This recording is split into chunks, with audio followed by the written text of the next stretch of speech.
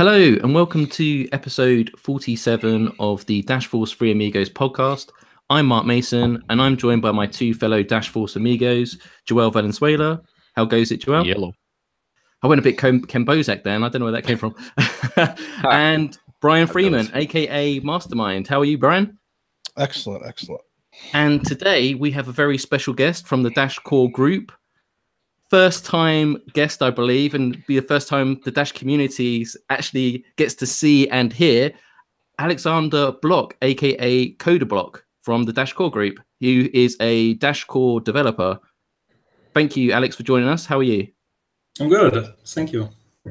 Excellent. So as this is the first time, a lot of people will be learning about who you are and what you do for Dash Core Group. So you are a Dash Core developer, but before we get into that, how long have you been in the Dash Core team and how did that come about? What was the journey? What was the process of coming into the Dash Core team? I think I joined the community maybe this time last year, something around like that.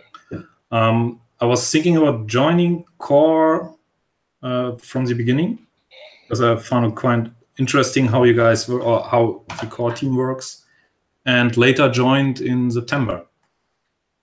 So you was a fan first, right? So you was a community member, and then you leveled up, or did you? Or you I actually started with a different coin that was, how to explain it? Talking bad about Dash a lot, and actually that made me kind of curious to look at the Dash. And I figured out, okay, these guys are actually not that bad. They actually look like the most professional team of all. So, can you elaborate more on that? Can you give us a hint? Does the coin's name start with an L, start with an M, or is something different? Nah. You don't want to talk about it. No. Okay, fine. Doesn't matter. So this is actually a really interesting point because I noticed with a lot of core team members and even some of the female members in the community, when they first kind of start researching Dash, they go onto YouTube, they go onto Reddit, and they encounter a lot of what we call FUD or disinformation. And it's actually when you look into the project, you realize you have to kind of go through beyond that firewall to learn a lot more. So what kind of FUD was you encountering? Was it... Would you mind going into that? You don't have to mention the coin, but like, what were the hardest things that you had to overcome? Like, what was the mud that you had to kind of wipe off to see the bigger picture? How to explain? I mean, the first FUD that I experienced was, of course, the Instamine story. Okay. Because the first thing I did when I heard about Dash is type in Dash in Google, and at that time, the first thing that showed up was something about Instamine. But later I started to investigate to try to really understand what happened and try to understand how the core team works, try to understand how many people are involved.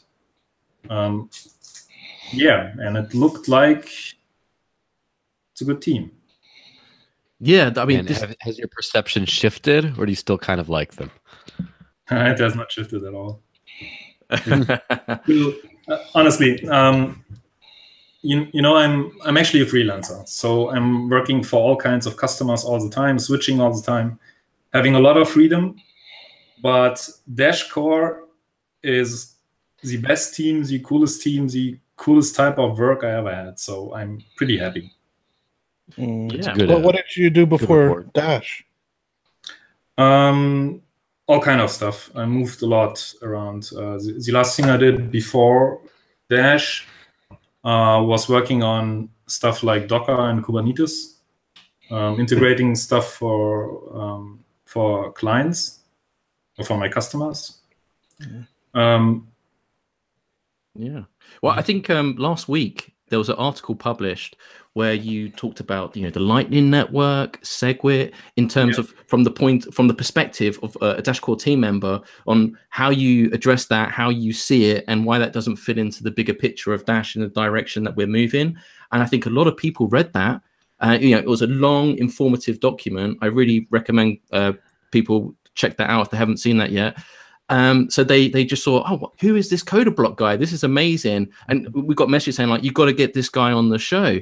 So you seem to do your research, and you seem to really, really know your stuff. So you clearly have a passion and an interest in blockchain. So what was your passion for blockchain technology and all things Dash when you was a community member, or did you just see it as a speculative kind of investment? Because you seem to have a lot of information regarding like things that happen behind the scenes with in terms of like Bitcoin code and all that sort of stuff. And we know C++ developers and things like this are very, very hard thing to come by.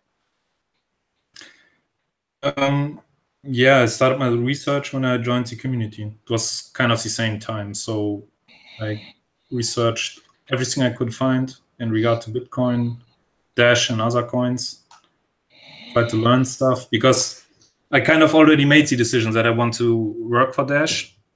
And the best thing is, of course, try to figure out what to do when I'm working for Dash. So you're a contractor. You see yourself as a contractor, because essentially all of us here are contractors to the Dash network. So yeah, and I'm happy to be a contractor. Yeah, so this is the beautiful thing about Dash. And I think that's the community, I think, is our greatest strength. But the fact that we're malleable, like we can shift and change, and the old saying, you know, competition inspires innovation. Like we can bring in new people, we can have new ideas, we can discuss things. Where when you look at other rival projects in this space, you know, you're looking at a very, very small team, and you don't kind of have that democratic, community-led spirit that we have. I was tweeting out earlier, you know, Bitcoin had the first mover advantage in the crypto space, but Dash has the first mover advantage in terms of decentralized governance by blockchain and the treasury. And we're only just really starting to reap the benefits of that now with these community-led projects, and the fact that the community and Masternode network steers the direction in which we're moving. And yeah, that's why I love Dash. But can I just ask, what really gets you passionate about Dash? Because you clearly made a commitment to Dash. Is it the private send? Is it the you know, what sold you about Dash in particular? Because everyone seems to have a different kind of thing that really got them into it, and it seems like a project that people in the crypto space either just love or they kind of don't care for it very much. So what really got you hooked? I think the most important part for me was the governance system and the self-funding, because I've as a developer, I've tried to join open source communities before, not related to crypto coins, and I never managed to do it longer than maybe a month or maybe 2 months, because I need to pay my rent, I need to pay my stuff. So even if I want to work full time on such projects, and these projects are mostly the best ones for me, I need to get paid. And I mean, it's how to explain it? It's obvious. You have to pay your developers. And well, actually, you say it's obvious, but if you look at the top 20 coins, there's actually a lot of contributors to GitHub. But I agree exactly what you're saying. If you have a long-term vision and a long-term goal, you need long-term developers. You can't have people jumping in and out, you know, every month or two. And a lot of people don't overlook that completely. Yeah. So that's why Dash, that's kind of like our secret sauce, I think, personally. Because such projects can't be done in your free time. I mean, how much time do you want to spend in your free time? How much time do you want to spend on your weekends to build something so big? Free time. What is this concept of which you speak? I don't know what that means. Yeah, definitely. When people jump into Dash, they kind of jump in, and there is no free time left. So you kind of need some. You kind of need some pay for that. Yeah, some coins make excuses about how they say that it's bad that we have governance. They also say that it's good that it took Bitcoin 2 or 3 years to decide the block size issue. It was very strange, very strange. One thing I wanted to ask about is that the paper that you wrote, I understood most of it. There was one thing that I'd never really heard before. I think it was like RBL or RLB. What is that? RBF, replaced by fee? No, it wasn't that. I don't think it was. It was something else. Like, Well, do you want to bring that up, Brian, and look for it? Parent fee. Yeah. I don't think it was replaced by a fee. It was like a BRL or something. Seemed pretty important. BLS maybe. Yeah, what is that? BLS is how to explain it? It's a signature scheme. So it's an alternative to ECDSA. Yeah. Signatures with it, verify it, and it has some properties which ECDSA is missing, which gives us a lot of problems, as I believe. For example, BLS is fully deterministic, which means that if you have one message, or for example, one transaction and one private key, there's only one possible signature for this combination. That's one thing. Another thing is you can aggregate multiple signatures. So let's say masternodes are creating some kind of message and they need to sign it. We can aggregate stuff and write it to the chain, for example, because it's just one single signature which signed everything. There's a lot of other stuff that could be done with it. We are still investigating. Interesting. Okay. That's the only one I hadn't heard of, but the other stuff, that was a great article. Covered a lot. My favorite part of it was when you mentioned about Dash switching from Litecoin's code base to Bitcoin's because it was not actively being developed on. And I think this is something that I think it's obviously internally in the community, it's a funny thing, but I think it's something a lot of people don't know. They just think that Litecoin's been around and everything. It's like, well, they look at market cap rankings and they say, well, this one's higher than this, so it's better. And there's a lot of stuff that doesn't get translated by that metric, right? And this is one of those things. A lot of people are like, you know. Yeah, CoinGecko has their kind of test, and one thing that we get hit on, and I think that Benetfo charts or whatever that site is that because we have that private repo, we don't, it looks like there's not a lot going on when we all know that there's a lot going on. That diminishes our stats somehow. And then it also didn't help with our Reddit page getting changed from Darkcoin to DashPay. That cost us a bunch of subscribers and stuff like that. Yeah. And we really don't have a main Twitter. I guess we have our Twitter, the DashPay. I don't know. I guess it's not as active as like some of the other ones. Right. For our viewers of YouTube, in the live chat, I am just sharing a link to the blog where you can read Alex's blog post.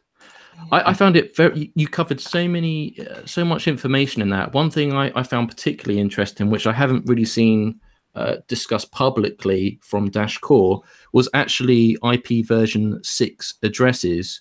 Now, the only time that's really brought up by rival coins is particularly from privacy-centric coins, where before, I guess this is kind of the FUD and disinformation that comes out, because there was a lot of mudslinging at Dash saying that we only use IP version 4, and they're suggesting there may be vulnerabilities in that. And you address this, and it's simply not true. We do use IP version 6 addresses. Is that correct? Yeah. It depends. So you can connect to the network with IPv6, but there is this enforcement or requirement on masternodes. They have to serve version 4. Because otherwise, if there is a node, and I think most people still connect with IP version 4 nodes, they can connect to masternodes that only offers IP version 6. Excellent. Should we talk? Go ahead, Brian. Well, there was a guy, I won't mention his name, Icebreaker, on the Dash Talk forum, and he brought a lot of that. Segwit, Lightning, all these things, IPv4. He always trolls those. So I was really glad that article came out. Did that get posted on the Bitcoin Talk forum? I don't know if it's posted there. I've even had people, I'll post it. For example, in London, when the conference was happening. We were eating somewhere, and there was a random guy who joined the blockchain conference that was after the Dash conference, and he started talking, and the first two questions he actually asked me was, when I told him we are working for Dash, the first two questions were really just like, when are you guys doing SegWit?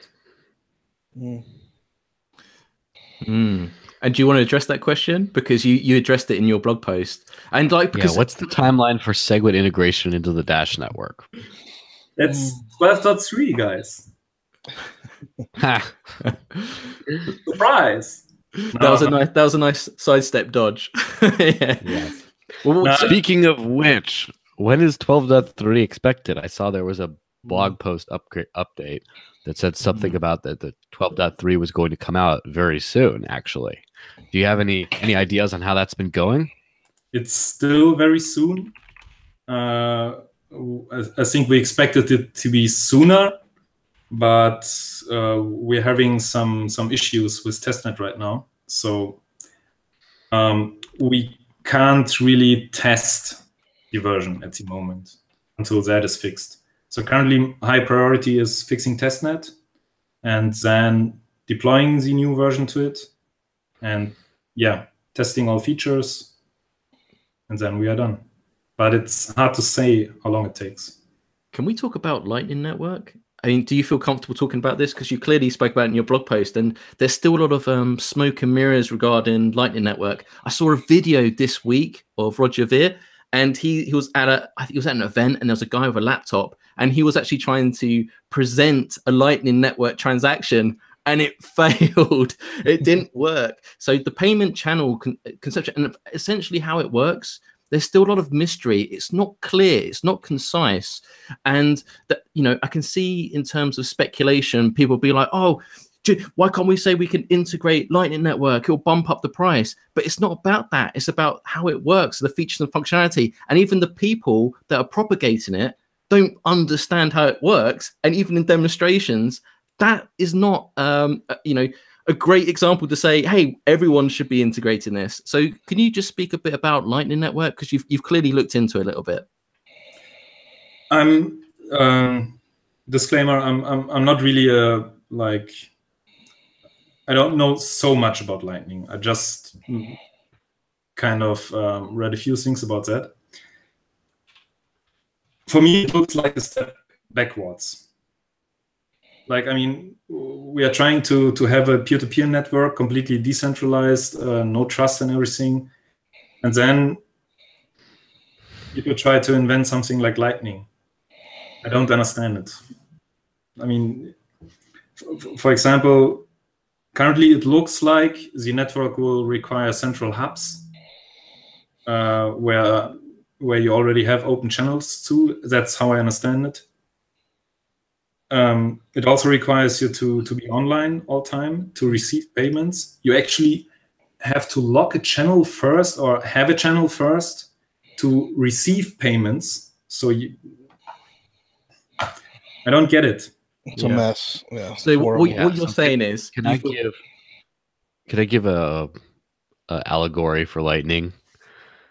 It's like trying to find the perfect waistband type solution to keep all my stomach in, so I look like I have a six-pack, but really I could just like eat less and lose the weight, and I don't need that whole thing.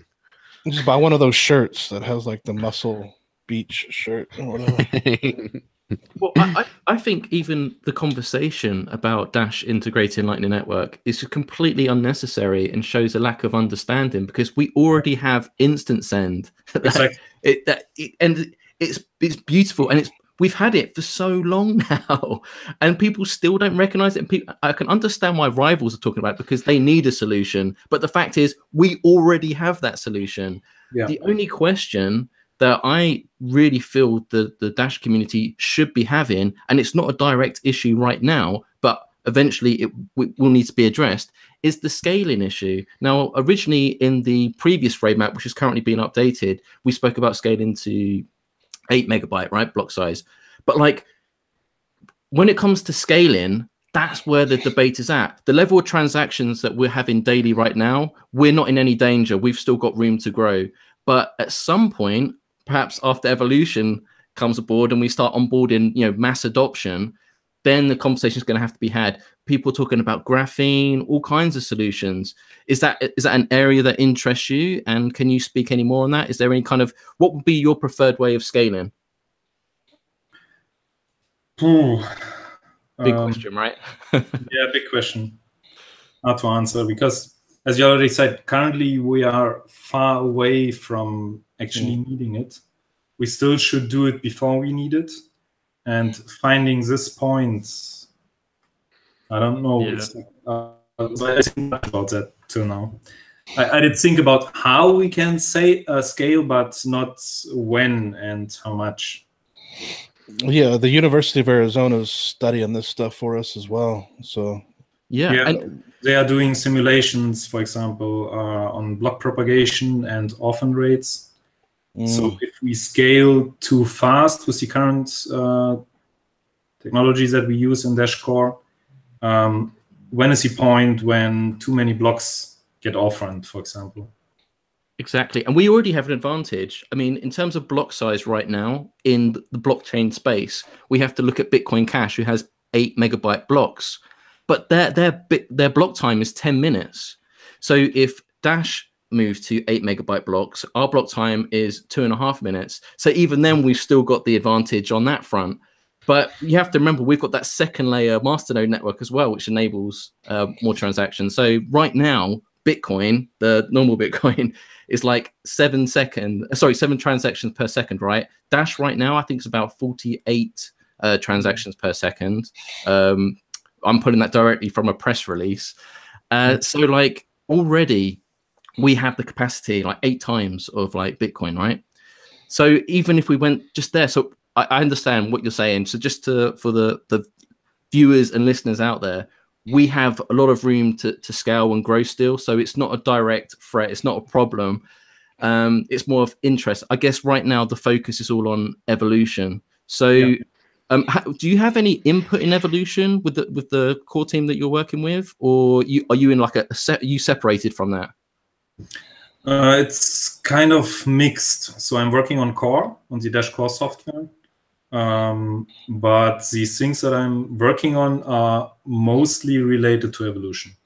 So all the low-level stuff that we need in evolution, that's what I'm working on. Interesting. And of course, it all has to interconnect and work together. So how do you approach that from an organizational standpoint? Are you having meetings with the back-end evolution team, 1 week, and then the front end another week, or are there certain teams you work with more than others? Most stuff happens in Slack. And additionally, we have 1 weekly meeting where from all teams, at least one guy is present. Okay. So this is the developer Slack, right? Just for people watching and viewing. This isn't the community. It's not just the developer Slack.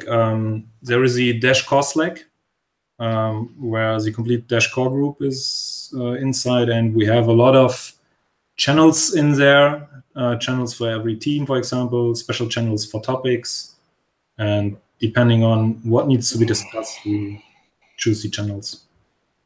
What about scaling of the Dash Core team? We had Robert on the other week, project manager at Dash Core, and he was talking about the reorganization and the structure of how Dash is functioning. So the core team is bringing on lots of people and scaling itself. Do you see communication being an issue, or do you think it's better than ever?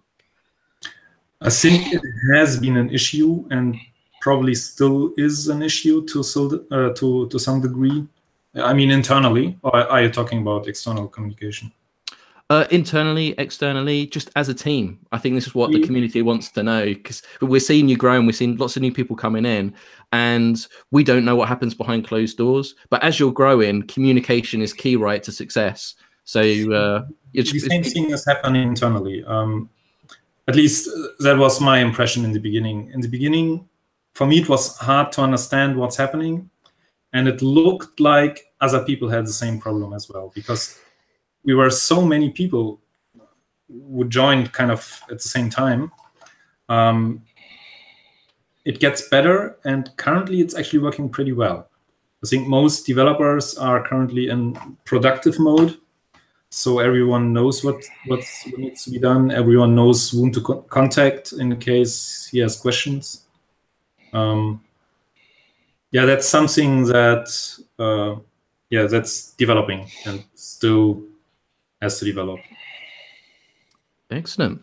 Right, Brian, Joel, you got any questions? I've been hogging Coder Block, so feel free to jump in. I'm just going to make a quick comment about the Bitcoin Cash. I did see that they were hard fork. We were talking about scaling. I did see that they were going to hard fork to 16 megabyte blocks, even though the other it was a 32. Yeah, even though that makes no sense. And I'm also wondering, how are they getting paid, or who's paying them? Because we talked about the governance, there's like multiple teams working on it. It just seems like a mess over there. Yeah. How do you even get the governance to decide to go to that thing? It's not really a community-led decision, right? It's centralized. It's decided by one or two people. Like one, yeah. So these are great questions, and also in the live Q&A, if you're watching on YouTube, please get involved. Throw in some questions, whether it's about news from this week or questions for Alex, or even questions for us. Just throw them in there. Get involved. Yeah. So my question is. First, what do you use Dash for the most? Now, it's interesting because right now this is a technology that works for payments, but is very experimental still. And I just everyone has their own kind of story of how it actually uses it in your real life. So, what's your favorite? What do you use it most for when you're not just developing on it? What do you use it for? Unfortunately, I kind of didn't have many situations where I could have used it. I think it's just 2 times where I actually bought something. I hope this will change. Yes. Have you ever heard of New Hampshire? New Hampshire? Yeah, it's where you can buy like everything with Dash, right? It's a good summary. Did you watch that on CNN or something? I think Yes. Let me tell you a story from yesterday. I went and was meeting with some friends for work, and I decided to get a coffee. So I went to this one restaurant that has some good coffee. So I went there to get a coffee, and I paid with Dash. And right behind me, someone else, the next person behind me in line, came in and paid for his lunch with Dash. And then I realized that at the same place, I was talking to a friend, and he was there with 2 other people earlier that day. So there was 5 transactions with Dash at one single establishment in the town that has like at least 20 places that take Dash. And so that's probably more than Apple Pay, for example. Yeah. Well, I was reading in the live chat here, there's somebody talking about the Lightning Network and talking about streaming, and I've talked about that before. And I believe Evan had even said, there may be some uses for Lightning Network. I mean, it definitely has issues. We'll let, the other coins like Bitcoin and other altcoins figure it out first. But I think there definitely is some uses, like Andreas Antonopoulos talked about streaming money. And this guy was talking about streaming various services and having to do it off chain. I think in the future there could be uses for that. However, interesting enough. Alex, do you know Ian there Marshall? are many other use cases in scaling. True, but a lot of these use cases are also stuff we want to implement with Evolution. Yeah, I think we're talking about the scaling of stuff in the future. Who knows what kind of like that graphene and stuff, what other kind of technologies are going to come out to allow us to do a whole lot more on chain versus Lightning type off chain stuff. So I was talking to Ian Marshall, the guy who's doing the Dash Drive, and he's a very big fan of Lightning. And he wants to be able to do stuff like that on Dash, but not as a replacement for regular transactions. But he was thinking, for example, you go to a game like World of Warcraft or whatever that has an in-game monetary system, and you could make that like a Lightning network so that you can actually use Dash to buy and sell like swords and armor and things in the game real time, and it just settles up on the main Dash blockchain at the end of like the hour, the end of the match or whatever. So you could use like microeconomies on Lightning networks. Yeah, I wonder if it's this like- is going to be like yeah. a third-party DApp that you can just plug in, and there will be different DApps Yeah. for different. Can you imagine that? People building and developing games on the Dash Evolution platform. I'm sure Chuck is watching right now, and he's like, he's got his pen and pad out. I'm sure he's thought of all this already, but unlimited potential possibilities. And we can see gaming is a massive sector. And we see mobile gaming, mobile application games is actually the fastest growing gaming industry right now. So I think that's a very interesting thing moving forward, because it seems that, especially in the gaming industry, I noticed that a lot of games now are issued as kind of for free, but then you have like pay-in incentives, right, to progress in the game, or extra features and functionality that parents of kids get unhappy about, right? Right. I have a question. So I want to put in some news from this week. And I've selected this story on purpose because I think it's going to divide opinion, as we've got 2 Europeans here against 2 Americans and the live Q&A. So I think this is about to get pretty interesting, but I'm curious to know what Codablock thinks about this and what his opinion would be. So this week, Joel did an article on Bank of America. Oh, I think it was Joel. It might have been Justin, actually. Anyway, okay. So it was about Bank of America stopping the lending to several gun manufacturers. And the article from Joel saying, like, you know, could crypto being censorship free be the solution to this problem? I shared this article on Reddit in a number of subreddits, and it had lots of comments, and it really divided opinion. So do you feel, Codablock, that crypto, if it is money, should be free of censorship? People should be able to spend it if it was money for anything, right? Or how do you feel about this news in this situation? I didn't read the news, but I would agree. Everyone should be able to do whatever he wants. It's kind of like the cannabis industry, right? Because some people had the same issue with that, but fundamentally it's the same thing. Yeah. Now there was a I would program. say so. There's a The government big program that difference- blocked these things. Yeah, so the big challenge with this is people are starting to become more divided in their opinions. I think in the pre-internet age, there was a lot more concept of consensus of opinion, because you all, like, the majority just came through, and if people had minority opinions, they kind of did not know who else held them. But now, because of the internet, you can have a bunch of people with very strongly held opinions that have other people like them. And so there's going to be a lot of people that don't like other activities. They don't like, for example, they don't believe in firearms ownership by private people. And there's a lot of people who do. And in the old world thing, you say, oh, I don't want to do business with someone. I don't want to offer my services to someone who completely does stuff that I don't agree with, or my customers don't agree with. And that's a very good and healthy thing to a certain extent. However, as far as using it to censor someone because you control the monetary system, and you use that to censor someone you don't agree with, that's kind of bad. And so when you have something like a cryptocurrency that can't be censored, that allows anyone to do business with whoever they wish, but you don't have to, like a payment processor would not have to do business with them if they didn't want to. If a bank would not have to. It's funny because the whole spin behind the whole story was, crypto can solve problems, the problems of banks potentially shutting down services to firearms manufacturers. However, the actual story itself was they just didn't want to lend to them. And in a crypto dominant world, that still could happen, right? Because you would still have banks or institutions like that have to lend, and they could still decide who they want to extend loans to or not.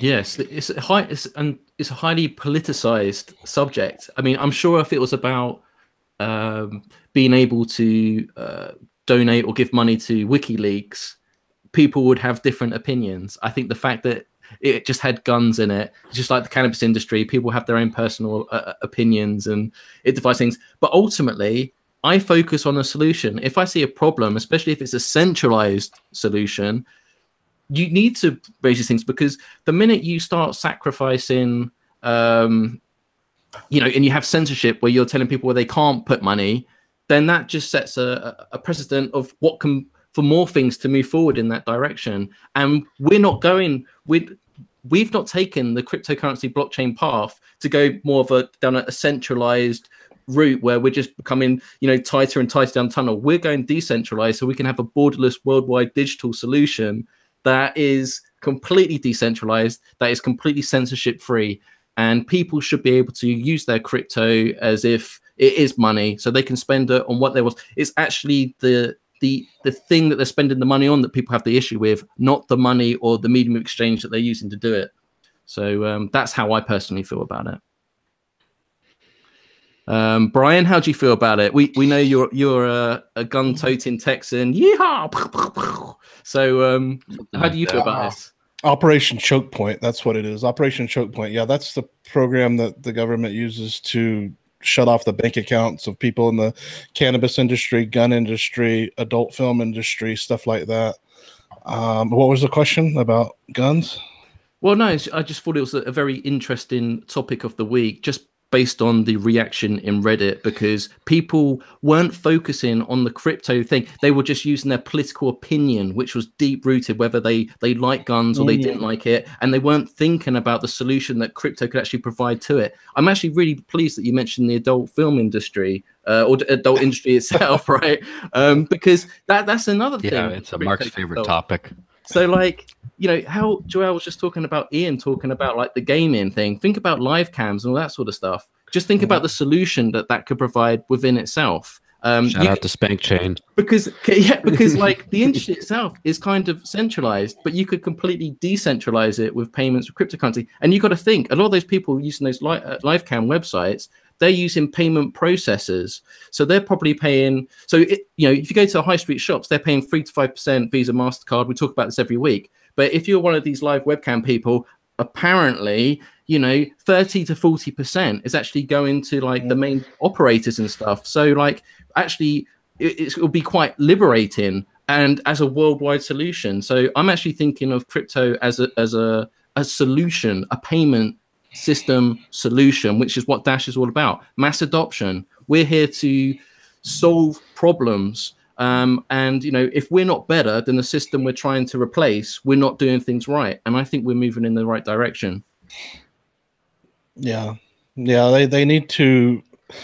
Yeah, there may be some kind of, I don't know. They have like tokens on those sites. I don't know exactly how it works, but I guess you buy the tokens, and then I guess the people who are on the cam turn them in, and then I guess like you said, they probably get hit with 30% charges. Now, I did some investigation, and I did see one that had like Bitcoin listed and something else.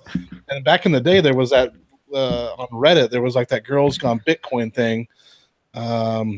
But I think the fees or something killed that. I don't know. Well, it's a big topic right now. It is kind of funny. People are shy about it, but there was a strip club. What was it, last month? I think that was in CoinDesk or something article. So there's a strip club in Las Vegas that started to a gentleman's club. Miami. Oh, sorry, it might be Miami. That's a gentleman's club that started to accept Bitcoin payments. You missed the joke there. Oh, sorry. Yes.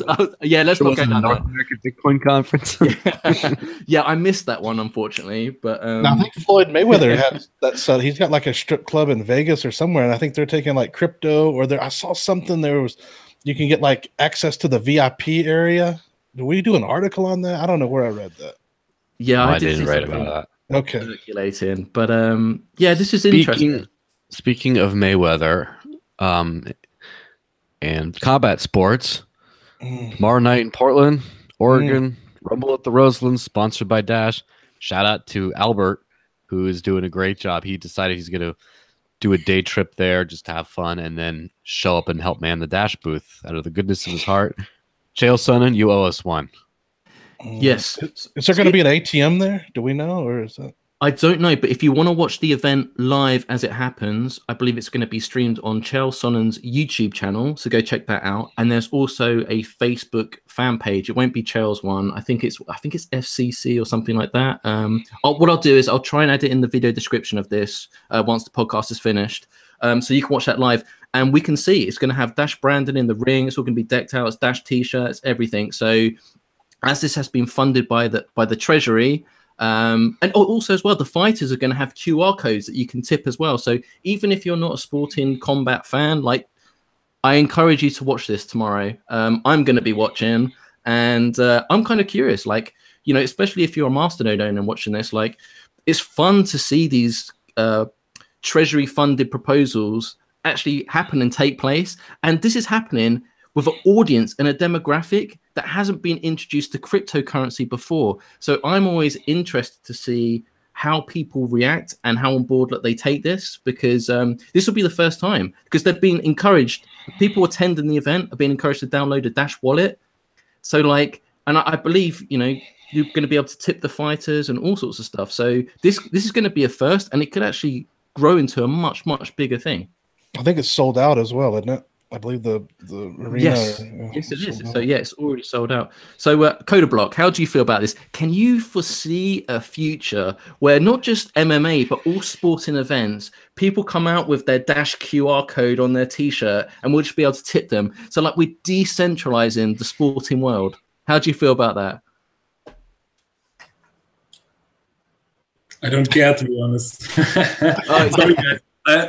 I'm the last one to watch anything sport related. So, yeah, what is your passion outside of the code?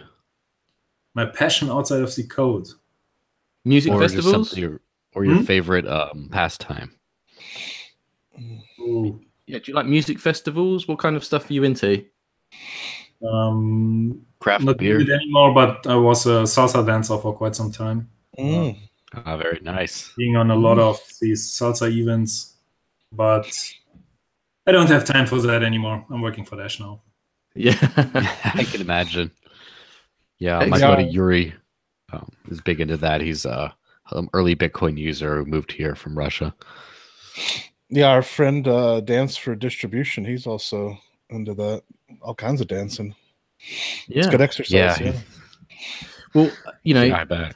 Well, that's kind of refreshing to hear, Alex, because everyone that watches the show knows that Joel and Brian are absolutely MMA crazy, and I'm kind of like, you know, I entertain it because I just look at it from the Dash side, and I just see how Dash is kind of changing the world. But like, think about the film industry as well. I think there was an article fairly recently about that. Like, look at the stuff that we could be doing right now, and that, hey, we haven't even mentioned the Dash price is on the up. Like, it looks like there's a crypto resurgence going on right now, and I'm feeling really good about it. I don't know if this is like a bull trap, you know, it's going to go back down, but I feel like when that George Soros news came out, that his venture capital fund was getting into it, that kind of, you know, sparked a lot of interest, and I think that really ignited the community. So it kind of looks like the bottom's in, and we're on the move. We're on the mend.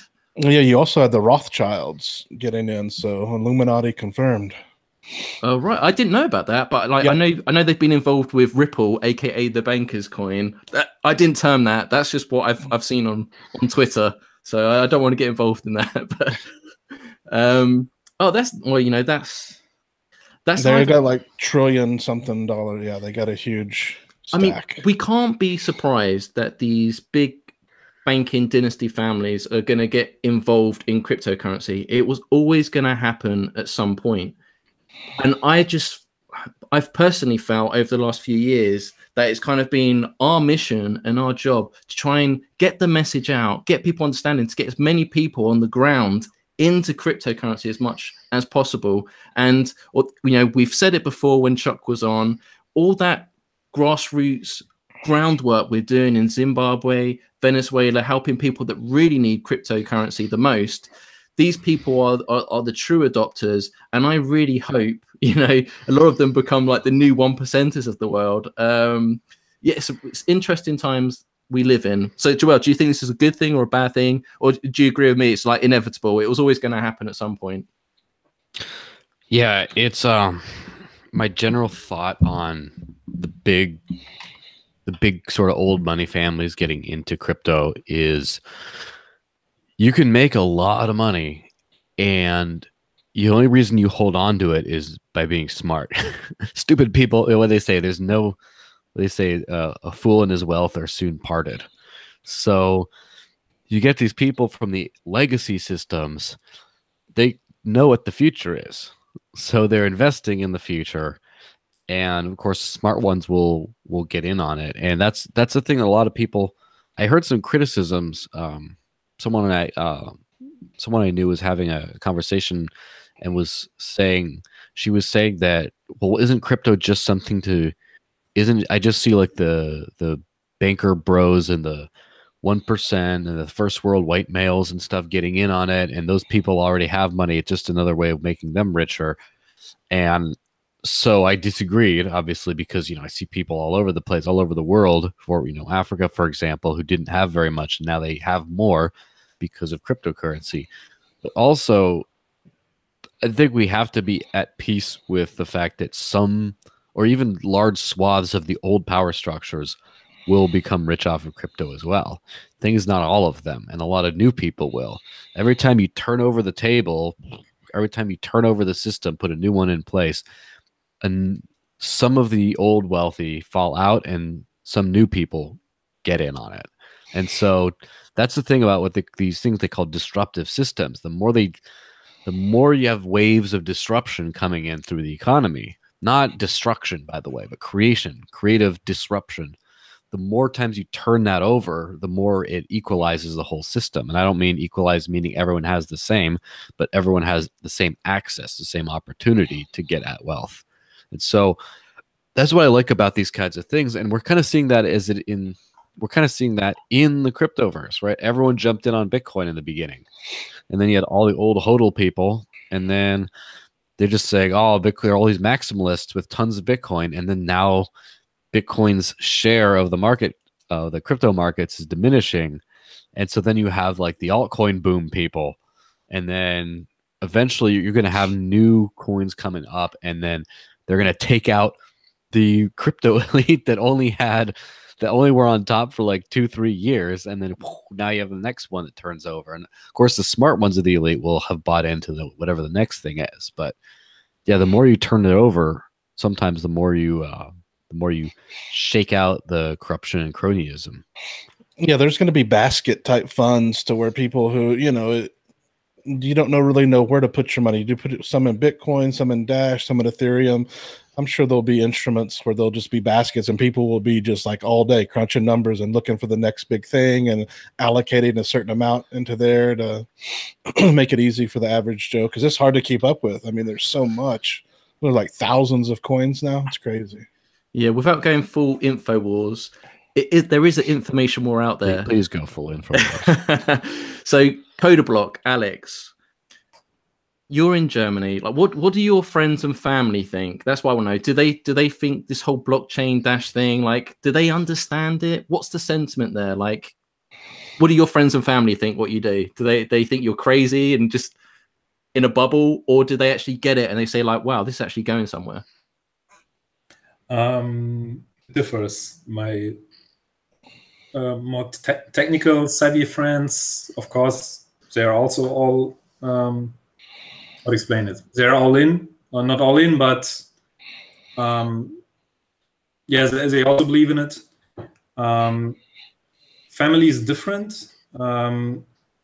They don't really understand what I'm doing, but they believe that I know that I'm doing the correct thing. Like they trust that I'm not being foolish. Yes. That's probably because you didn't buy any BitConnect, or did you? Yeah, I don't know. What is your exact? I was going to ask Cuddlebug, what is his exact title in the Dash core group? Just core developer, isn't it? I think it's just core developer. Yeah. And what specifically are you working on? Oh. How about like this week? This week. Not sure how much I can say. You will see details maybe next or the week after next week. Wow, top secret stuff. Sounds really interesting. Well, we know they're working on the roadmap, and that should be coming out soon. And yeah, as Joel mentioned earlier, 12.3, I believe, is just around the corner. I think there's been a slight delay on it, but I think that's going to be in the next coming weeks, potentially month. So that's something to look forward to. Yeah. So Mark, what about your friends, your closest people? Are any of them into? Do any of them see the crypto light? This is where I play my keyboard. All by myself, don't wanna be. Okay, sorry. Keyboard. So basically, no one around you. It's interesting because a lot of them actually were aware of it. I've always been one of those people that've been talking about like precious metals and stuff for like the last decade, so they're kind of like conditioned to me. But I'm thinking of a few of my friends right now actually that got into cryptocurrency over the Christmas period, even just some that I just tipped. And obviously in January to March, it was kind of a bit scary with the downtrend because that was their first experience of cryptocurrency. So they're kind of like, this is like incredibly risky stuff. And I'm saying, well, yeah, it's risk reward, but we are in the infancy right now. Just when you think about the bigger picture and how many people have actually entered into this, it's new, but try to focus on the solution, the end product, and the project itself. Don't let your temporary emotion of price dictate your long-term goals in the project. Like, look at what we're trying to solve, understand the how, the why, and the solution first, and then worry about the price later. And so, yeah. Brian, what about your family? Are any of them into bits of coin? Yeah, see, I'd sent my mom $100 and something in Bitcoin back in 2013, and yeah, she was in town not too long ago. She was checking it, and it was like 3,000 something bucks worth of Bitcoin. So she's pretty excited about it, and I've preached to her about Dash, and yeah, I preached to them. When I pull up in the Lambo, they'll know. Well, my parents have been into precious metals forever. My family's been into sound money, including lead. Like, they've just been in all that stuff. And then it just, they bought this last dip. I started getting like calls from people in the family about, hey, I see it's like getting really low now. Can you help me get hooked up with some? It's like, I like that most people you talk to friends and family around the holiday seasons, and you just talk, and then they get excited, and then come late March, they're all like, what did you do to me? But now it's kind of the opposite reaction from my family. They tend to be like, woohoo, time to get in. Like, they tend to be not wavering in the idea behind it, which is possibly not typical. Yeah, I tried to get them to go in like on a half a masternode. I think the price was like $70. I said, yeah, I've got to go in. Y'all need to pull your money in there. Yeah, we'll put 10,000 here, 10,000, but it never happened. So I don't know. I just had a flashback to like 2016. I was just thinking about some of my friends, so like school friends I've not seen in a while. And I remember in 2016, I went to a sort of neighboring town to catch up with a friend, and we was in a pub, and Dash had just gone to $5. And like, it was a huge jump, like it just jumped up, you just got there. So like literally the price had doubled, like, and I was ecstatic. And it was the first time I was catching up with friends for a long time. And I was like, my God, Dash has gone to $5. I mean, in December, then it went up to like $7, I believe. And so I was really like, crazy. I was like, this is crazy. Cause for a long time, it'd been like quite, stagnant, like things had been happening, but all of a sudden there was a massive injection of community interest. Mainly Reddit was the main place then, and I was saying to them like, yeah, this is amazing. And the reason why I remember it so vividly, it was kind of like, I remember all my friends turned around me on the table of the pub, and they were like really concerned and really worried. They said like, Mark, you've got to be really, really careful about this. You've got money in this. Perhaps, I think maybe you should take some money out. I mean, they didn't really understand it. They don't know what blockchain is, but they were genuinely concerned. They're like, are you sure? Do you really understand this stuff? Like, it kind of sounds really risky, a bit scary. Like, I don't think this is going to take off. Like, they were generally worried, and like I felt like you just see it. It's like, hey, Mark, are you sure you're ready for the Lamborghini? Are you sure you're ready for that at all? Yeah, exactly. Not so fast.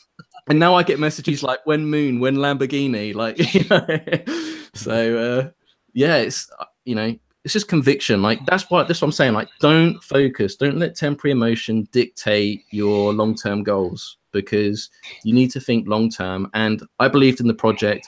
I look at this like investing. A lot of people like Tesla because of Elon Musk. I look for the superstars. If I'm going to, I don't hold any stock. I used to invest in stocks. I don't anymore. But if I was, I look at the industry and I try to identify the rock stars. Who are the superstars in that industry? The innovators, the pioneers that are making change. And that's how I feel with Dash. Just look at the stuff that Evan and the team within Dash have pioneered, right? We've done so much, and I feel like it's really not recognized and appreciated in the crypto sphere. But I'm looking, and like CoderBlock I identified before, if you look at a lot of our rival teams, you've got open source projects where you'll get developers that will come in for like a month or two, like unpaid, and then go off on something else. I want long-term projects. And look at the people we're attracting into core team now. We've got people from the legacy payment systems, like Bradley came in from American Express. What was that, 12, 17 years? Like, 17, so I think, yeah. 17. So he's moved over with all that experience. So like he's already woken up. Glenn was in the finance industry for a long time as well. And then Ryan Taylor. Exactly. Like, so like this, look what's happened. Like there's a pattern here, and we're bringing in like the best talent. We're on the move. We've got direction. So that's why I believe in Dash. And so this price downturn, that's why I was buying. Like I went, I scraped as much paper, fiat, dinosaur money together as I could, and I bought as much Dash as I could. And I'm so glad I did. I never had any doubt. I believe in Dash. Yes, just wait for the dinosaur money tipping point. Coming to a pub near you. Yeah, yeah. I can hear Chuck in the back of my head now. He's saying like the whole Chuck E. Cheese thing. It's like, Mark, reel it in a bit. It's that you're going a bit too BitConnect there, but it's true. Like, and for Brian, it must be exciting for you as well, because we've been in this for years now, and finally we're seeing all the pieces of the puzzle come together. Yeah, well, it's just started. I mean, I'm still waiting for the $10,000 Dash, and it's going to happen. It may happen at the end of this year. It may take 2 or 3 years, but it's going to happen. There's no question. So, Alex, I have this bet. I had a bet with Mark last year that I said that by the end of March this year, Dash would reach 1,000. And he was like, "Man, you gotta be crazy!" And like, he didn't, but we did the bet, and then like next week, basically, it went to 1,000. But then it crashed, and so it finished out March this year with being under 1,000. So who won the bet? Yeah, we still haven't settled that. So I believe the wording of that bet was quite interesting. I took a screenshot of it because I'm quite I'm pretty good with things like that. So. Yeah, it was an interesting conversation because we thought at that time when the bet was made, so it was November the 7th when the bet was made. And the reason how this bet came about was where it was just after all the Bitmain D3 miners had made the hash rate, the mining difficulty just go up like a hockey stick.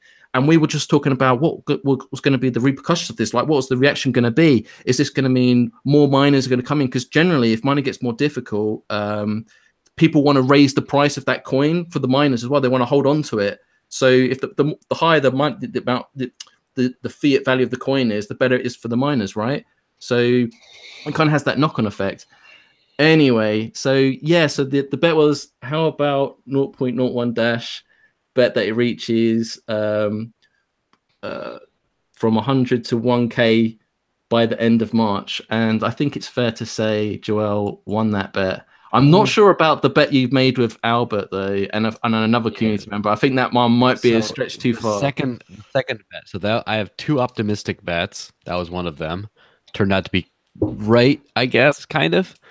And the middle one was with feed bans. He said that once we hit all this Dash advertising stuff, Dash will easily be in the top 3, if 3 to 5 in coin market cap within 2 to 3 months. And I did a bet with him. I said, no, I'm going to bet you that's not going to happen. And sure enough, within a month, every ad platform banned crypto. And so he kind of got screwed on that one. And the last bet I have with Albert thinks it's going to be at 5,000 by the end of the year. And I bet him there'd be 10,000 by the end of the year. So if it's 5,000 to 9,000 range, right, then he wins. And if it hits 10,000 or above, I win. And if it's below 5,000, we both cry.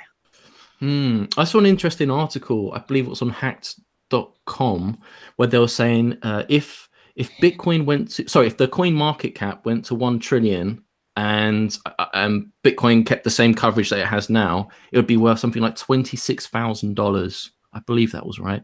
So I mean, in my head, I'm thinking in terms of money coming in, I think we could easily achieve 1 trillion this year, as it's that big round number that we've spoken about many times on the podcast. So I believe that price wise on Dash, I don't know, man. I don't want to get sucked into that, but I can see money coming in just from what's come into it already. Where people, when we first got that 500 billion, people were like, "Wow!" And I think, what was the high? I think it was like 850 billion. So we weren't that far off. So yeah, I think it's I think it got up to 880 at one point. I can't remember. It was very high. Yeah, so it's not a great stretch to say like we're going to go to 1 trillion, because that's just retracing to essentially where we've been before. So yeah, I can foresee that. So, and what was the high of Dash in December? I think it was over 1,500 at one point. Yeah, It was at least 1,600. Oh, now the article that I saw with Tim Draper, I believe, is the guy who he had bought all those Bitcoins at $600 from the U.S. Marshals when they had the auction. He was saying that I think it was 225 or 250,000 by 2020 or 2022. Interesting.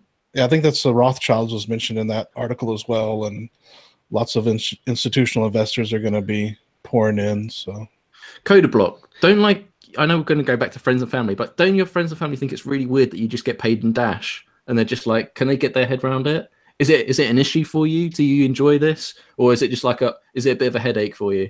Or does he get paid in Dash? Does he get paid in fiat? Ooh, good question. Spill the beans. How much you make? Of course, I'm getting paid in that. Yeah, some things that I'm maybe a little bit crazy, maybe taking a little too much risk, because I'm trying to not cash out if it's not absolutely required. But as said, I think they trust that I'm not completely stupid. Yeah. How do you feel about, do you believe people should have the freedom to be paid in however they choose from their employer? So we're starting to see sporting athletes, MMA stars saying like, they would like to be paid in crypto, right? What about, as you're in Germany and I'm British, we like football, aka soccer to you Yanks watching. But like, what about if football stars start saying that, I want my salary paid in cryptocurrency? Like, do you think people should have the individual right to ask to be paid how they wish? It depends on the. It depends too much on the employer. Yeah. Because it's not only hard for the individuals to make that decision; it's also hard for the employer. So if I can see it happening though. All it's going to take is one big, or just like American football as well. It's going to take a few big superstars to come out and say like, "Hey, I want to be paid in Bitcoin. Or I want to be paid in Dash moving forward." And I think that's going to start a domino effect because it has such a huge wide audience, and people are going to be like, "What?" And it's going to start conversations, and that's what it's about, planting seeds. You can't tell people what to think, but everyone has to go on their own journey of like self-discovery. We just need to make sure that we have the tools, the documentations in place so people can learn it easy, and it's easily accessible for everyone from all technical levels. Yeah. So I don't think that people should have the right or should be able to force the employer to pay them in cryptocurrencies, but it should be as easy as possible and have as less barriers as possible to make it possible, so that it happens by itself. Yeah. What if you're a contractor though? What if you're a worldwide contractor, or like like a freelancer working things? So like then you can really suggest how you'd like to be paid, right? Because we are in a borderless digital world right now. The new world, the one world order, right? New world order, one world government. As I said, so from my perspective, I would be very happy if everyone would pay me in Dash or Bitcoin or whatever. But it must be like the experience for the employer or for your customer must be the same as if he would just pay you fiat. Yeah. And as long as that is not the case, I wouldn't force anyone. Hey, I got a question about 12.3. I don't know how much you know about all these things. The Fez had posted his, I guess his favorite features, the dev nets, which I understand that's pretty interesting. Then the Bitcoin 13. Backports, 14 backports, and then the compact blocks. What is the compact blocks? Do you know anything about that? Compact blocks is a technology from Bitcoin that optimizes block propagation between nodes.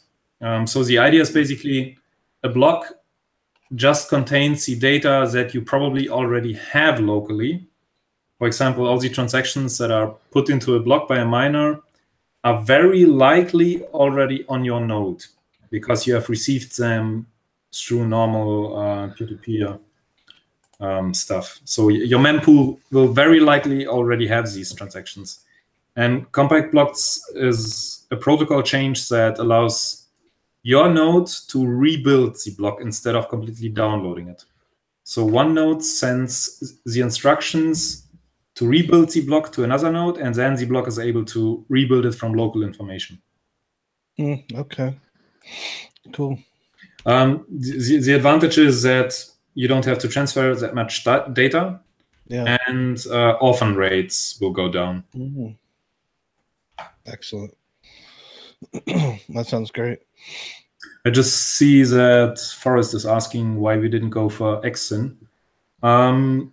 Because it was easier to use compact blocks for now.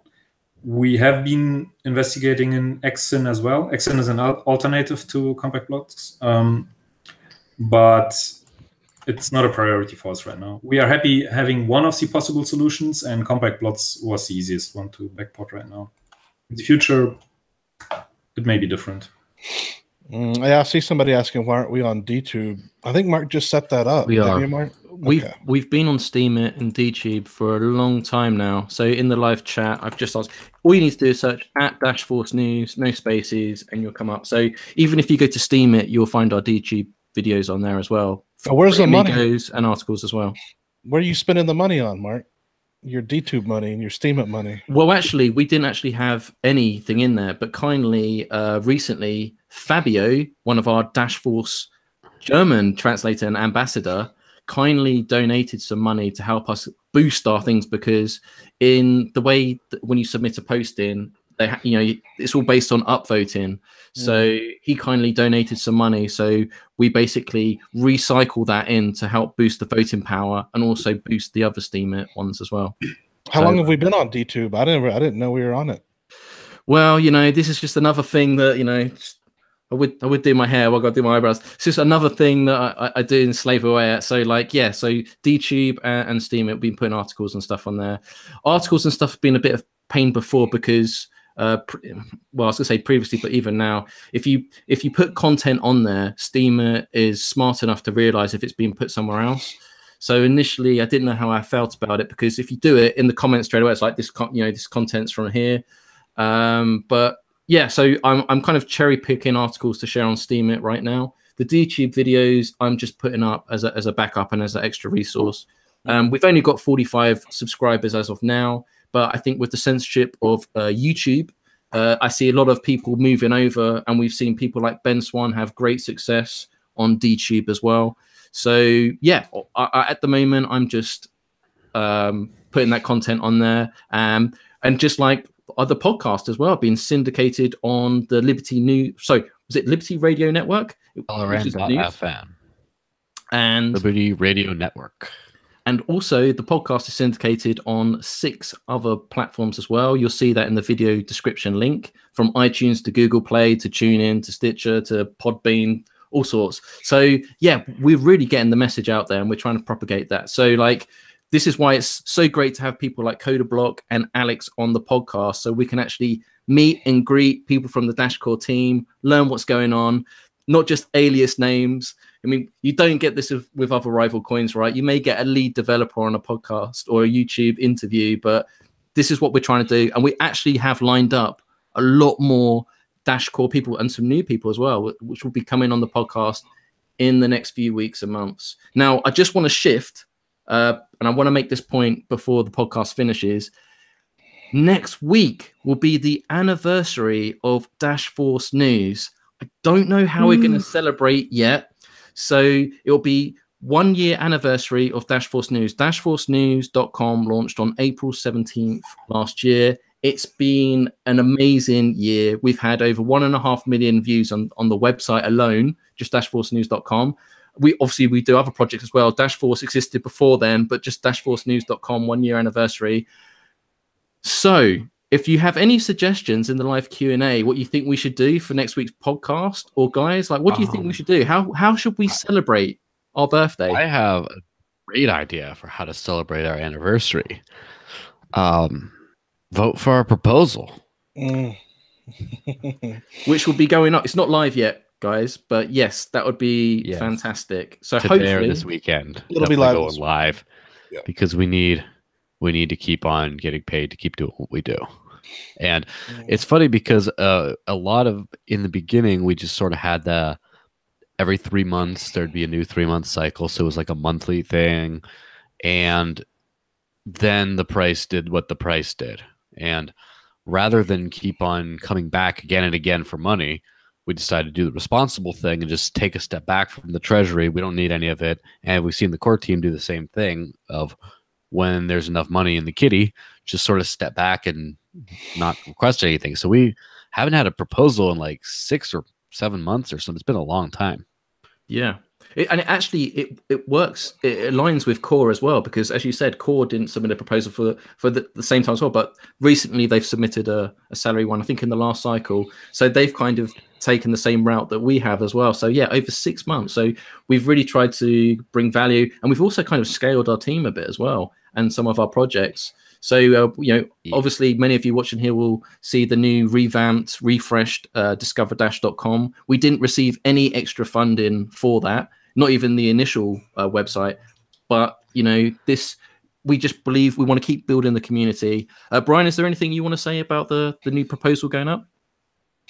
I'm trying to get it up tonight or tomorrow. I know the weekend will be big. It's not going to be very much. It should fit right in. I've noticed there's a bunch of just huge proposals coming in. I mean, asking 600 dash here and 400 dash there. Not everything's going to fit again this month. Yeah, for me personally, I feel like Dash, since the last proposal has been submitted, we've kind of grown. Like, we can't actually fit. There's not enough room to fit in all the stuff that we do. But just in the last, it's not even the last few months, the last 6 months alone, Joel's been doing a lot more spokesperson outreach interviews for Dash. We've been doing a lot of stuff behind the scenes, helping people with integrations, helping people with their pre-proposals. So there's a lot of things that happen behind the scenes that the community don't get to see, but we feel helps add that extra value in helping pushing Dash in the right direction. Joel, is there anything you want to add to that? Yeah, so big shout out to Justin, who's been on the podcast before. He's a great writer. And of course, our old buddy David Dinkins is helping us out too. So we got a good writing staff, so I don't have to be chained to the keyboard all the time, which oddly enough has made me have less free time than ever, because now there's just so much extra stuff coming on. I'm set to Skype into India for a bit to byte thing at about 2 a.m. my time. So I'm going to have to stay up late and chug some extra coffee. That's what this is for. Woo! And just keep that going. Obviously, the CNN interview was a big one. But also we've been going on, what was that Latvian show again, Mark? I forget what it was called. Some like acronym. LBF or something. LBF. Yeah. Yeah, I bet. Sorry, Helmut, if you're watching. Yeah, 4 hours the second time, 3 hours the first time, right? Yeah. We went on those last Friday. Right after the podcast, I had to run to the local university and give like an hour-long presentation on cryptocurrency to their crypto club, which is like 20, 25 students. And I'm starting to lose track of all these different appearances and stuff because there's just so many of them. Not to mention, yeah, we're on Chael Sonnen's show. And not to mention all the coordination things. And this is going to be one of my projects for the year coming up, although it's going to be a project I kind of like start and don't end up running myself. But I'm trying to build the Dash Force Street team, because Dash has fans all over the world, all over the country, all over everywhere. And there's so many meetups, so many events, so many places like that Dash people would show up to if only they knew what was going on. And sometimes I get like a word of mouth. Like a few weeks ago, someone said, "Hey, we have this blockchain thing with like a couple hundred people down in Cambridge. You want to go do it?" And I'm like, "All right." So I show up, but like I don't know all these things. So we're gonna have a map of Dash activists across the world. And so you're going to see anyone just says, "Hey, there's an event here. Who's nearby? Who has a box of like T-shirts or swag or whatever?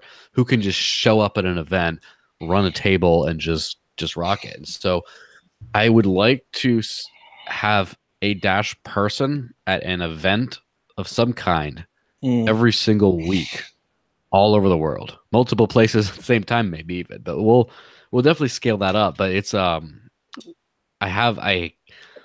friend of mine is pretty good at this kind of stuff, and he really wants to get involved with Dash, possibly full time if he can. And it would be one thing he's doing is helping me with all these conferences we're sponsoring. We're sponsoring Voice and Exit, Libertopia, Porcupine Freedom Festival, and the Free Coast Festival this year.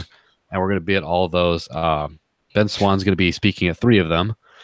And yeah, we're doing a lot of good stuff. We need some kind of like a calendar type function to where we can see like Chel Sonnen this weekend, and we got, Porkfest coming up. We need some kind of calendar with all the Dash stuff like integrated into it. Yeah, we're staring at Mark right now. Well, I was going to say, like, perhaps CoderBlock could take the Germany territory. Have you spoken to Dash Embassy yet? Because they're close to you. Have you networked with them yet? I met Ezra in London. We were at the same hotel, and talked a lot. And sometimes we still exchange on Discord. Excellent. Yeah. So international wise, meetups and stuff. We need to do it. Obviously, the Dash meetup is still ongoing. Patrick, I have seen your suggestions in the live Q&A. We're not ignoring you. So Brian, I don't know if you can see them. Basically, they're saying maybe if this is for the Dash 1 year anniversary, perhaps we could do like a Dash giveaway. Well, currently our funding is in the red, so we're having to use our own funds to submit the proposal. So we don't actually have the funds to do a giveaway right now. We might have to talk behind the scenes if we'd be happy to do that with our own personal funds, and then perhaps pay ourselves back. But like, it's not a bad idea. Like, keep the suggestions coming in. Well, so how about I think it'd be interesting to do some kind of a I want to do a meme contest at some point, because although, to be fair, this is just to find number 2, because number 1 is the meme master Mark Mason, because and he just put out a new meme, good stuff, like a 2-minute long thing. Anyway, it would be fun to assign specific Dash T-shirts, depending on which category of meme they win at. So like the best one just gets like a standard like Dash blockchain one. The most spicy one gets like an instant send in the sheets, private send in the streets, or whatever shirt. And then the one who has like the absolute like most cringeworthy one gets a Trillero shirt. Absolutely. And we should give that a great shout out, because one subreddit that is highly underused is the Dash memes subreddit. So if you fancy yourself as a meme master, get involved, because it's fun. You can make fun of every week. There's something cool you can make fun of. We've seen in the Doge community, they built themselves from memes. We've seen political campaigns made on memes. It's all about having fun. So it's all about controlling the memes of production. Boom. There you go. There's a meme within itself. I'm just going to find the subreddit. So if you guys can just take over for a couple minutes, and I'll find the link and put it in the live Q&A. To the subreddit. Yeah, let's drive this Lambo into the river while he's gone. Anyway, yeah, and it's funny because people, the meme idea, it's interesting because a meme is a kind of currency as well. It's like a currency of language, of communicating ideas. It's a new way that people use to communicate. And just like memes are the communication of the future, or I would say even I would much actually say the present. Cryptocurrency is the currency of the future, or I would even say kind of the present, right? So what better way, one of the things that makes cryptocurrency the strongest is not just in isolation, but when paired with other future thinking sort of things. So you always find the most radical type industries have some kind of an affiliation with cryptocurrency or an affinity. For example, I'm not sure if it's a radical industry, but it's definitely new. The vape industry. There's a vape shop here in Portsmouth that takes Dash. So, Alex, you could definitely show up and buy some new stuff with it. Yeah, I want this. Just me just said, isn't Brian responsible for money management? And then he said, tisk. Ooh. Yes, this is true. However, I would garner that pretty much every proposal that submitted here recently is probably underwater with their stuff. We would have been all right if the price wouldn't have crashed as hard as it did. If the price was where it is right now, we'd be fine. But yeah, the price kind of where it is right now is still pretty crashed. It's still pretty low. Yeah, we thought about doing it last month, but I mean, it was just so packed. And I mean, we don't mind. I've pulled 10, 15 Dash out of my pocket. I'll put it in there. So yeah, that's not a big deal. It's not. Listen, the very first Dash Force proposal, yeah, we ran out of tip funds, I think, and I had to kick in some tip funds. So it happens. It's no problem. Well, yeah, and that's the one thing I noticed is so I sent Albert some stuff to go help run the Dash booth at the Chael Sonnen's promotion. And one thing I noticed is I'm much less stingy with cryptocurrency than I used to be with other currency. And at first I thought, well, is that because I don't deep down view it as, if I've been conditioned to think of paper money as real money and crypto as something else? But then I started to think, no, it's just because it's so easy to send around. You just can just send it. It's like, can you imagine if someone does something you like your friend posts a meme you really like, that you're going to like find him and then give him like some paper money, or, hey, what's your bank account details so I can wire you $5 because I appreciate it's just such a weird, awkward, difficult thing to do. But whereas, like, can you imagine giving a talk at like a conference about, the future of banking or something, and you just have this big stack of ones and you just start like, giving them out to the crowd. Hey, you get one here, you get one, you have some paper money. It's like, that doesn't happen. It's so weird. But with cryptocurrency, it's kind of standard issue to do giveaways and things like that and tipping. And that's because of the friction of using it is so much less that you can just beep and just send it. And so I think generosity goes up. Yeah, the price changes up and down so much. So I just throw it out there because you never know what it's going to be tomorrow or the next day. It could double or it could crash. So if somebody needs money, just throw it out there. Well, how about this for next week's episode to celebrate the 1 year anniversary? Now, this is a bit pie in the sky. This isn't set, but how about if we had Evan Duffield on to celebrate with us? Code block. I know you can make this happen for us. I know you would watch it though if Evan was on the podcast. Everyone would be watching. Evan for so long, like every 3 months or so, he sends me a new message on Reddit wanting to like be interviewed, and then he just disappears again. I don't know. Right. Well, Evan, if you're watching or listening, you're wanted next week. So I'm going to try my best to make that happen. So I'll speak to as many people in core as I can. Yes. We'll take Ryan as well. Yeah. Evan or Ryan?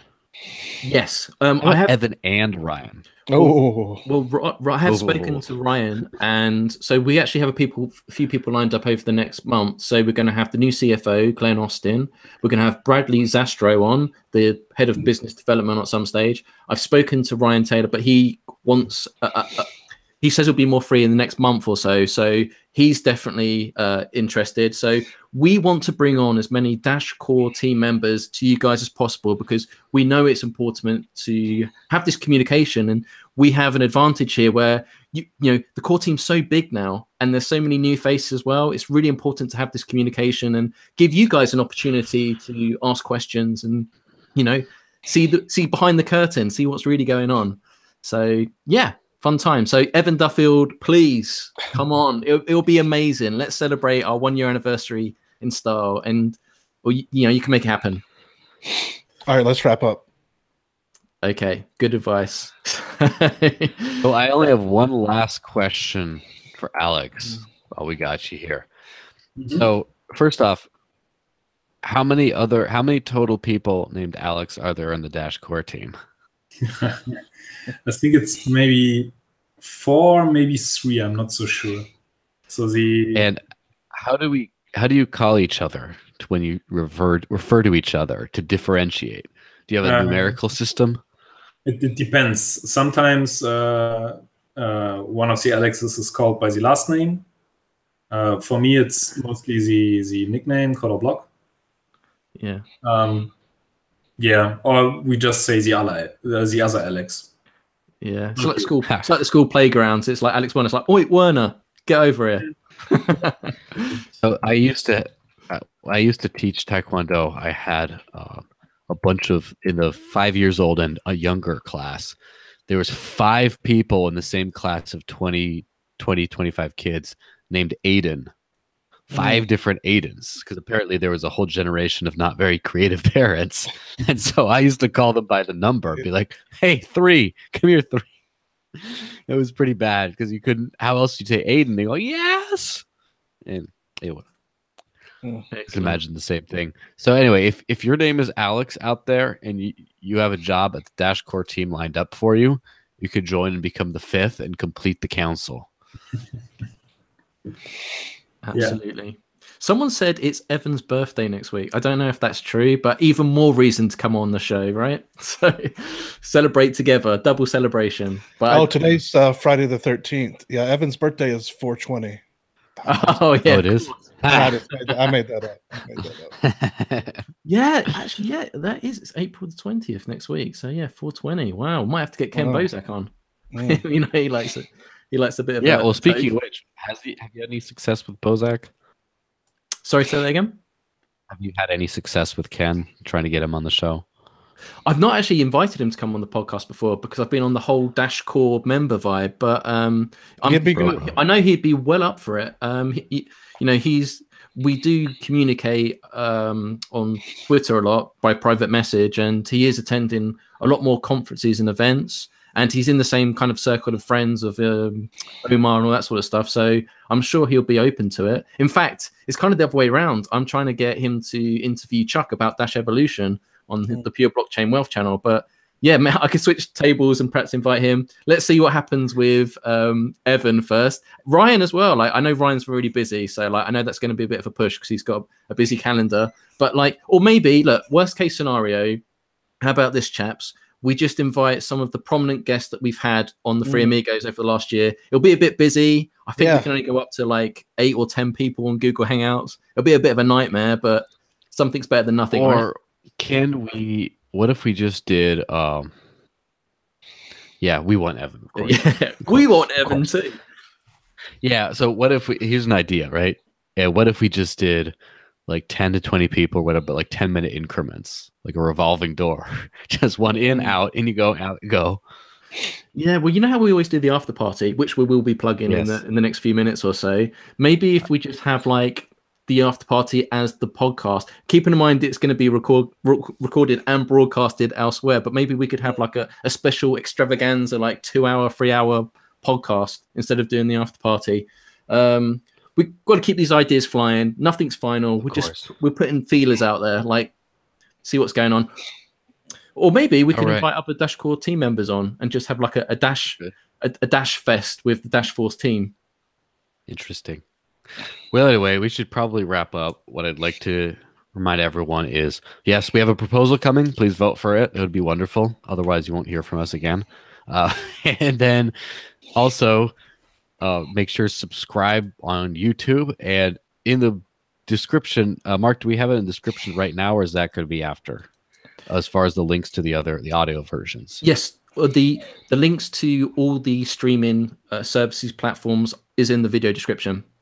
Yes, so go use those. And if you just want to listen on the way to work or while you're doing something else, the audio only version, go for that. We're on Facebook, Twitter, Google Plus for some reason. Our stuff pops up on Reddit. We're on Steemit and DTube, and especially support decentralized platforms by going there. And also, if you upvote our stuff, we get more funding, so we don't have to beg for as much from the network. Although it's going to be very negligible, I'm sure. And finally, if you have not joined the Dash Nation Discord, now is the time to do it. Not next week, not a few hours from now, but now. Otherwise, your cool factor expires. Go What's to the address? There you go. dashchat.org. You get in there. It's a great community. And we have the after party, which is, a couple hours to 6 hours to 8 hours long, depending on how long people stay around. People come and go. It's like this, but much less formal. And there's no way to get in. You just have to ask around. Just, but hey, I heard about the after party. Where's that at? Can I get in? And then someone might answer, someone might not. It's very exclusive, very familiar. And if you get in, consider yourself one of the chosen. Excellent. And thank you to Alex for coming on, aka Codablock, who's also on Discord as well. And he's on there quite a lot, actually. I see your green light on all the time. So he's always in Discord. So yeah, come on. So yeah, as Joel said, please subscribe to our channel, but also like the video as well and comment as well. It helps other people. It helps get more exposure, right? So if you're part of the Dash project, help us out, right? So that'll be Dashtastic if you could do that. And also check out our other mediums. Please keep supporting dashforcenews.com. Check out our proposal. We'll be going live tonight or tomorrow. We need your support. We want to keep doing this. And although you see our 3 ugly mugs each week, there's about Dashforce is about 20 team members, and we're growing. And with the new Discover Dash, we're hoping to do full-time live chat support on there with Albert, who hopefully be going full-time if the proposal gets funded. So lots of great stuff to come. Thanks for watching. Have a great weekend and stay dashy. Bye, y'all. Thanks, Alex. Thanks, Alex. Bye. Bye-bye.